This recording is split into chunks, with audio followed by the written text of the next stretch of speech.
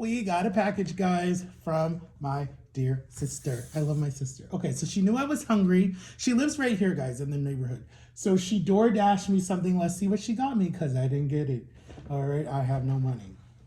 All right, let's see what. Look at my little flabby arm. Okay, so this is how it comes, guys.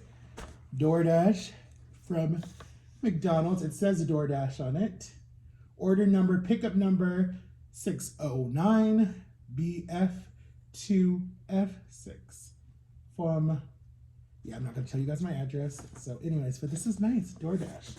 All right, so let's see what she got me because we were supposed to go out to eat yesterday, but we didn't because something came up.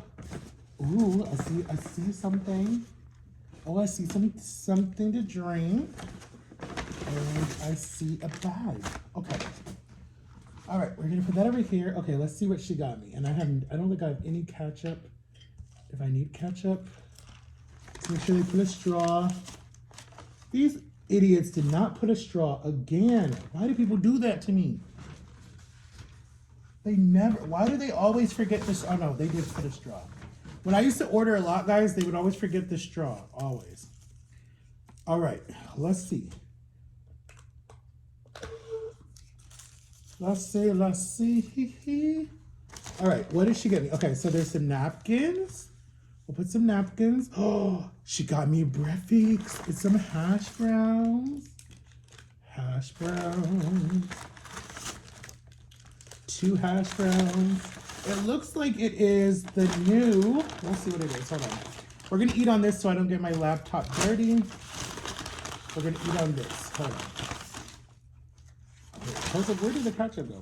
All right, we're gonna eat on this, guys, okay? So we have, I hope you guys can see, we have the hash brown. All right, let me make sure you guys can see.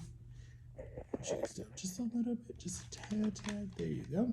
All right, so we're gonna put our ketchup to weigh this down. Guys, happy Sunday, go to church, guys. I know I should be at church, but I just didn't feel like it today. You know, I go to church every Sunday. I try to go every Sunday, but I don't know, like this medication that I'm on, guys, it's literally taking away my happiness of different stuff like I used to be happy in. So, all right, hold on, guys. I'm gonna put some lotion on my hands because I don't want my hands to look like I used to do in my old videos that I used to do, my old mukbangs and stuff. I don't know why black people have that like patch right there. It's so annoying. All right, so we put some lotion on my hands. I don't want to have my hands looking like they did back in the day. All right, okay, perfect. All right, let's see what she got me, okay? Let's see what she got me. So this is what it comes like, guys. Let me tap it like Tammy does. Tap. All right, so this is, it says an steak, egg, and cheese biscuit. That's how you spell biscuit. Oh my God, let's see. Oh my gosh, look at this bad boy. Look at that, with some onions and hang on.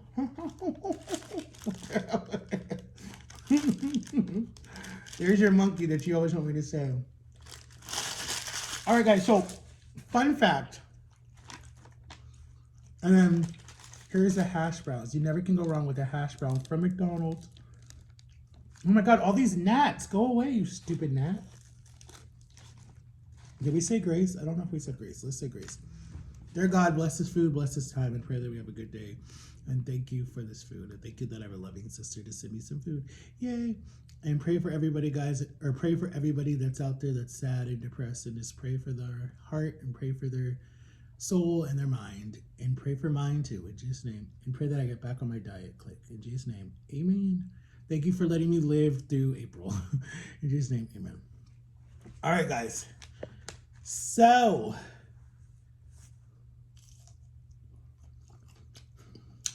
anyway, so this is the last day of April. Today is Sunday, April 31st at 9:30 in the morning. And I'm happy. All right, guys, so I'm always happy when I have food. Like a foodie. So fun fact, back in the day, this is how it looks. Back in the day, my mom and me, I gotta wipe off some of the grease. I do not like grease. It gives me straight diarrhea. My mom and me used to go to McDonald's like when we were getting along or whatever you want to call it. And we would get an egg. It was called egg and steak biscuit from McDonald's. It was a number 13. You can see how much I'm a foodie. It was a number 13. I would always get it without the egg because I don't like, no, back then I would get it with the egg because I could eat egg. And I'm talking about like 2015, 2016, right? When we used to go to doctor appointments or whatever. Or she'd bring me along with her because I was like her bodyguard.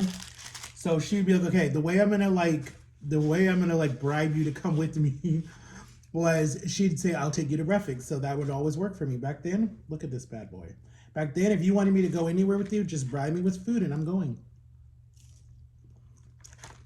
So,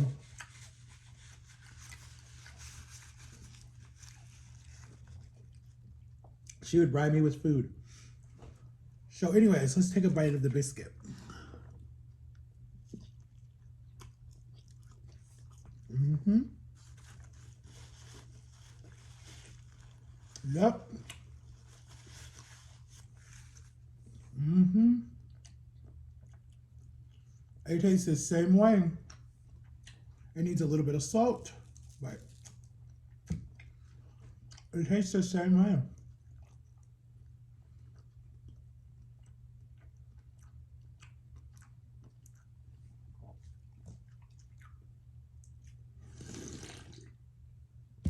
I don't know why I slurp like that.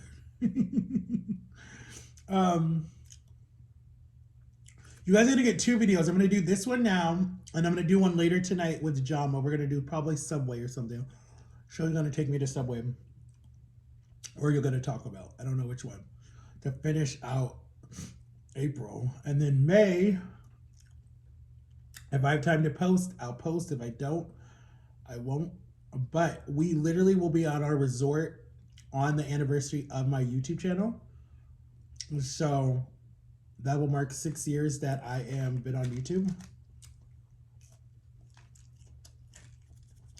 It's a Sunday. Actually, no, we won't be on that Sunday. We'll be on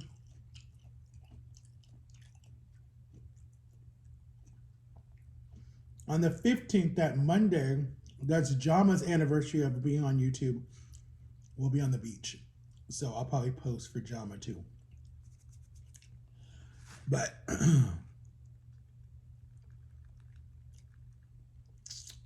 yeah, guys. Excuse me. I ate too fast. I'm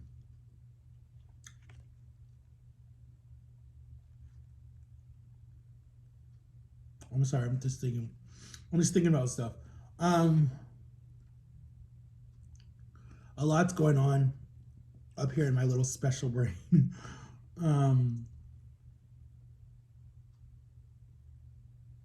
Yeah, a lot's going on. But we'll be better. We'll be better. We'll be better. Or I'll be better. I don't know. We'll see. We'll see. Only God knows. Oh, here, Helen.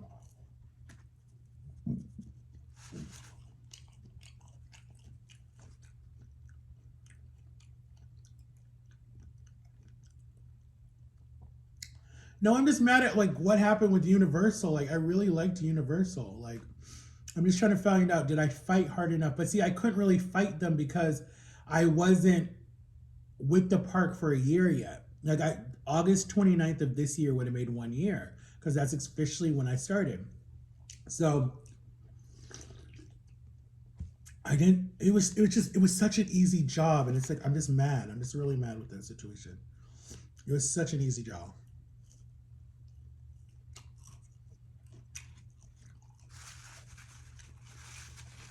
Like literally, I'd be working probably right now because I used to work Friday, Saturday, Sunday, but I used to work like Sunday afternoon. Afternoons is what I used to work. I used to work from like 4 until closing, or like from 5 until closing or 6 until whatever it was. And I loved it. I loved it. And then when I switched to the morning shift, I was like 7 a.m. till like 2:30 or 3 o'clock in the afternoon, Monday, Tuesday, Saturday. That was my new schedule. And in the morning, all you're doing is saying, please have your badges out, room keys out, season passes out to get into the park early, because you guys could come in early if you had those passes.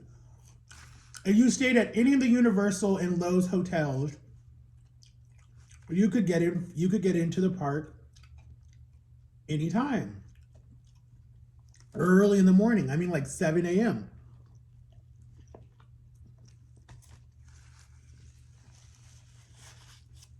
I get to ride the rides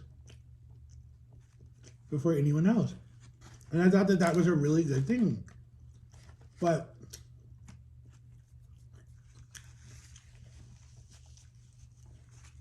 and we would get swarmed.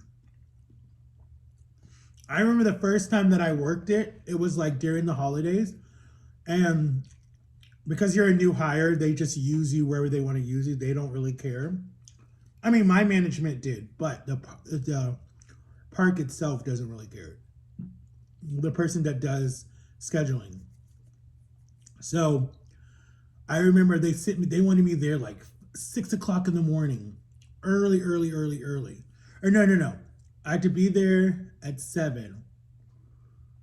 But my ride picked me up at like 4 o'clock in the morning, because they always pick you up like 2 hours before.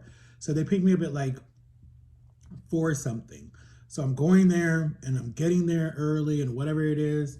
And then this lady that was on the ride, no, I get there early. And then I was like, do I stop at Starbucks or do I keep walking or what do I do?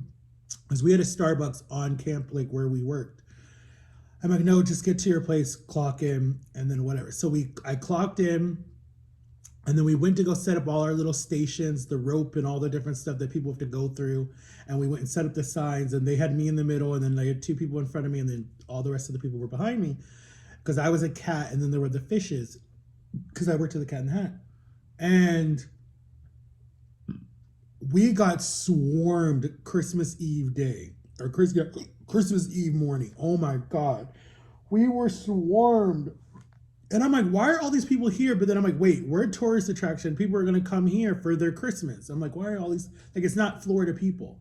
So like, we were swarmed. Like, we had just so many people running. And I said, no running, walk slowly. Like, I felt like I was in elementary school again, telling kids to like walk slowly. And like, I loved it. It was fun.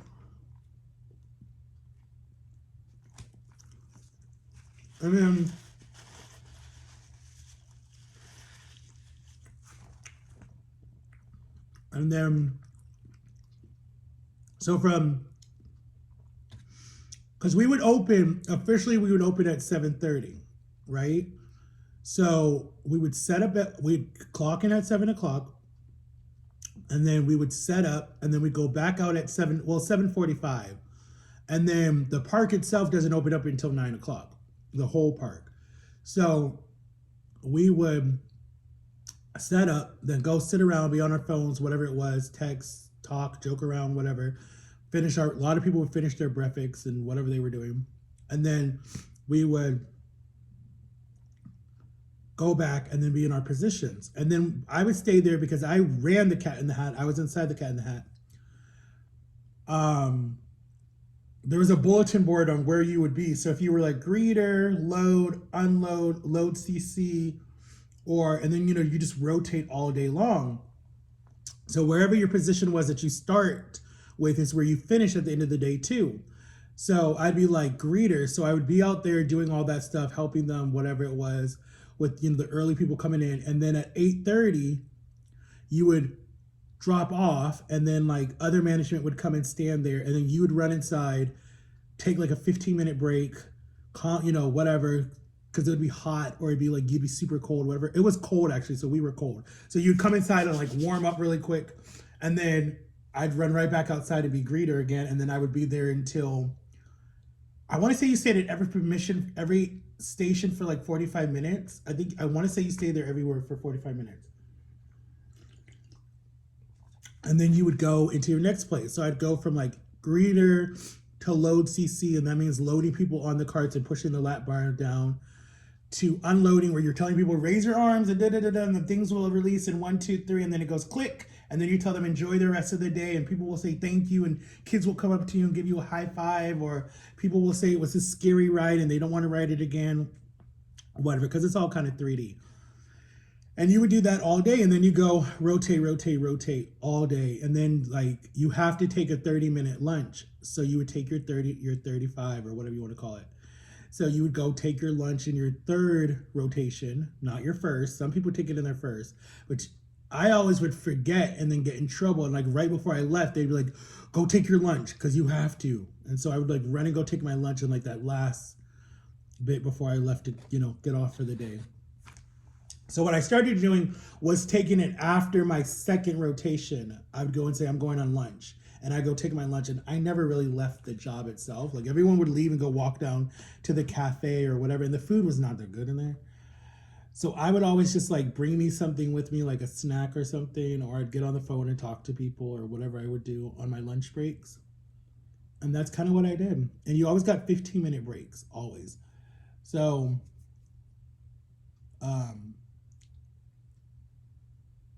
I liked it. For 6 months, I hold that job down. 6 months.